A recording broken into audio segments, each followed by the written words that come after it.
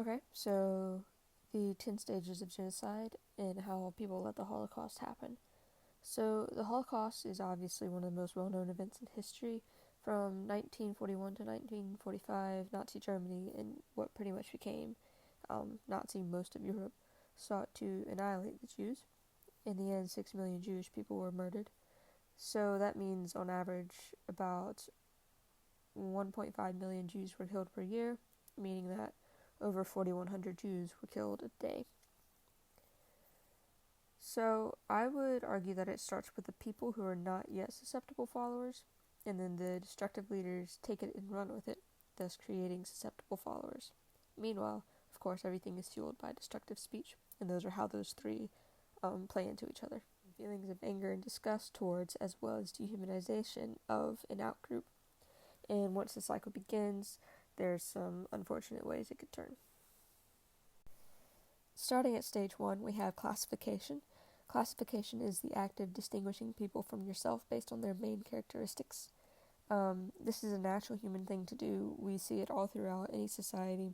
And it's not necessarily an inherently bad thing, but where it becomes a problem, though, is when the us and them becomes the us versus them. This is where the us versus them ideology begins and, of course, grows through the means of dangerous speech. On to stage 2, symbolization is pretty much just a step up from classification. The groups we've classified are given names, not necessarily good or bad ones, but once again, where it becomes a problem is when the names are used in a derogatory nature and paired with destructive speech.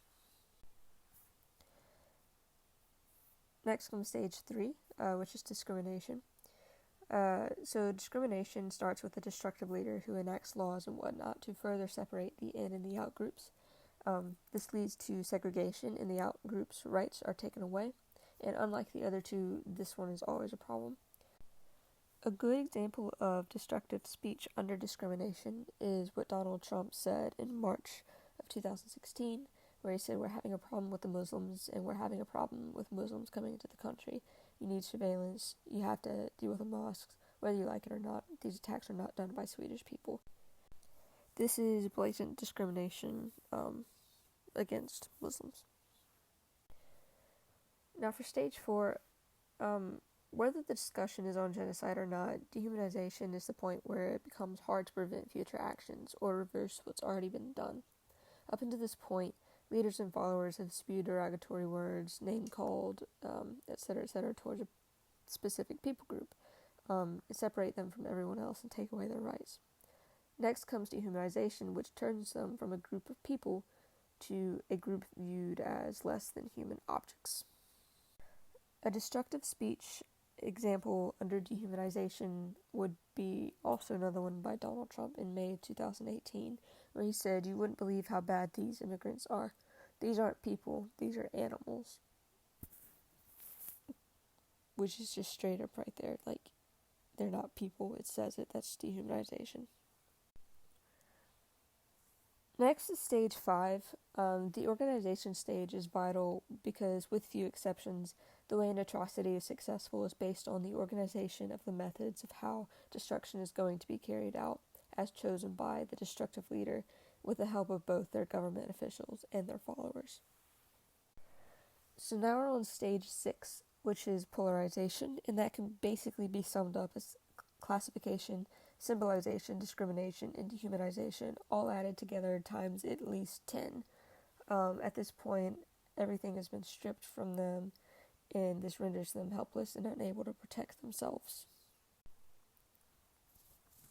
So this leads to stage 7, which is preparation.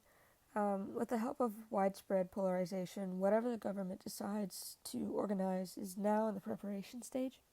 The final kinks are getting worked out, and the intent is, if not already, made clear. The government knows what they're doing, the people know what they have to do, and all that's next is just to implement it. So now on to stage 8. I wanted to focus a little bit more on persecution than the other stages because I wanted to propose that there are 5 core stages of persecution that can be applied not only under the persecution stage of genocide, but as something that doesn't necessarily have to be a part of something bigger.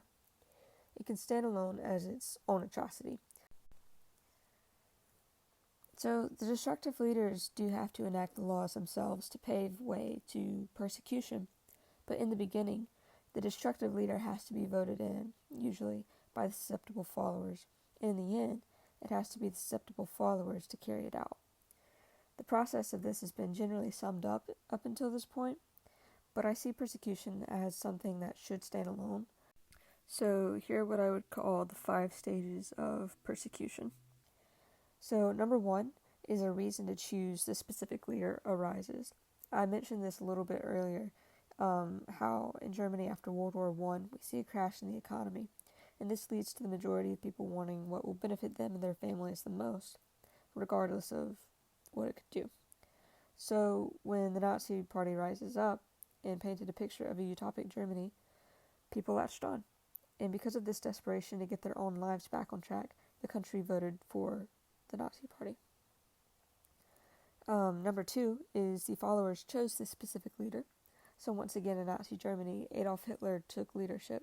He played on the ideals of the people, firstly by siding with the majority group, and then, of course, he used the us versus them concept, which the people latch onto.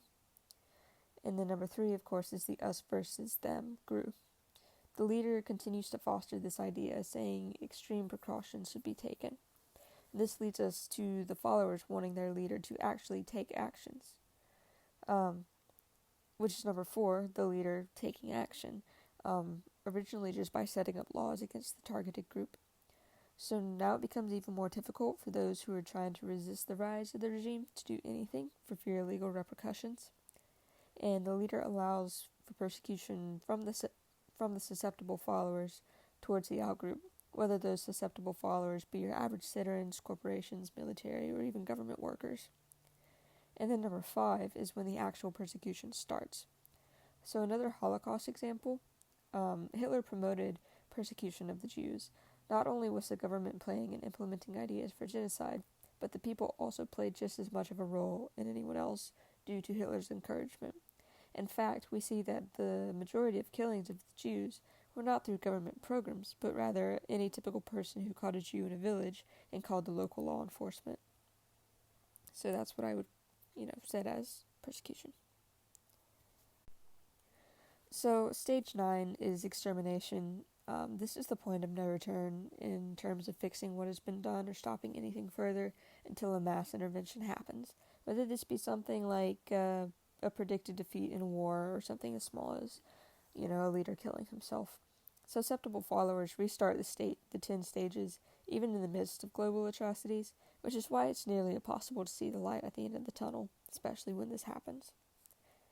And then for stage 10, on this slide I just have a snowballing list of excuses that people in denial give in attempts to either push the responsibility off them, to justify themselves, or just to deny that it happened entirely. And last to end, I just wanted to show a poem written by a German Lutheran pastor in response to the rise of the Nazi regime, the Holocaust, and World War II, because I really think it puts things into perspective and is great food for thought.